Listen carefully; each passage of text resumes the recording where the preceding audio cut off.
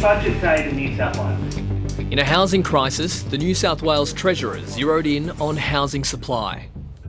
This budget supports 30,000 new homes directly, making sure that particularly those who are looking to buy a home, rent a home, or need a safe place to stay get the help that they deserve and the help that they need. $5.1 billion will go towards building 8,400 homes for social housing. The state will also sell off government-owned land for developers to build 21,000 new homes. This is about scale. So regardless of the detail, announcing a $5.1 billion package for social housing in the budget has the effect of motivating the market. It's a put up or shut up moment for developers and for communities who've been accused of being NIMBYs about wanting to hold off development in their area. This is saying we consider this our biggest ticket item. New schools, hospital upgrades and big infrastructure projects like the Western Sydney Airport have also received cash, while a bulk billing support scheme for GP clinics has been announced. For every 1% reduction in bulk billing, we see an additional 3,000 presentations at our emergency department.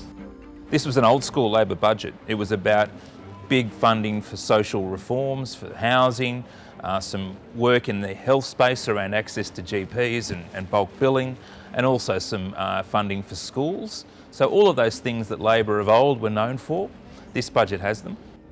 New South Wales is heading into a sixth consecutive year in the red.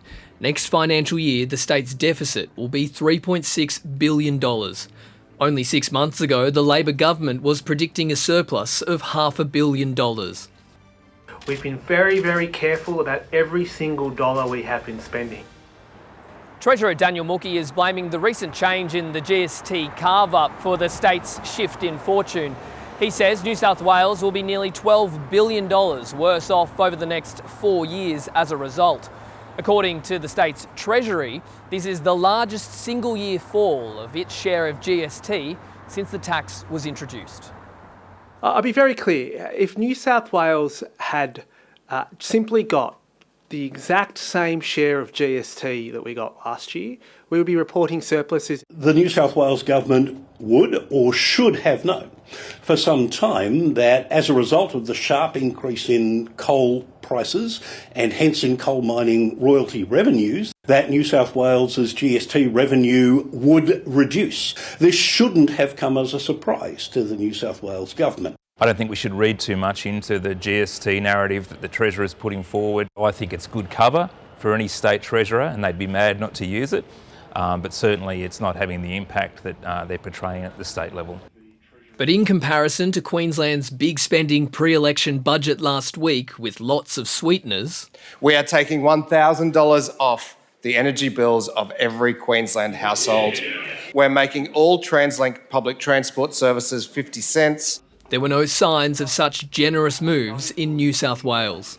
Well, I think the simple answer is because New South Wales isn't going to an election in less than 6 months. New South Wales is maintaining initiatives like its weekly toll cap and energy rebates for concession card holders like Auntie Carol Carter. But the Kamilaroi elder says people still need more help.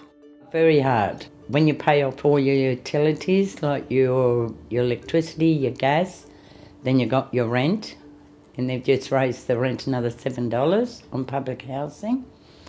So when you go down and you buy your food for the fortnight, it doesn't leave that much. There is not a single piece of new cost of living relief in this budget. We welcome the payroll tax package for GPs, but that doesn't represent cost of living relief. This budget lacks immediate cost of living relief. So the cash handouts, for example, that we would see, we certainly got accustomed to during COVID, is something that you're not seeing through the state budget cycle anymore. The cost of living relief is really indirect. It's about addressing those market imbalances in housing, in health, etc., and access to government services. The days of cash handouts are gone. The budget papers forecast the deficits will continue in the years ahead. New South Wales's position, although it's deteriorated, is nowhere near as serious as Victoria's is. It's better than South Australia's is, but it's not as good as Queensland's or Western Australia's. Treasurer, are you proud of your second budget? I think this budget shows how we are building a better New South Wales. I think it is a responsible budget in difficult economic times.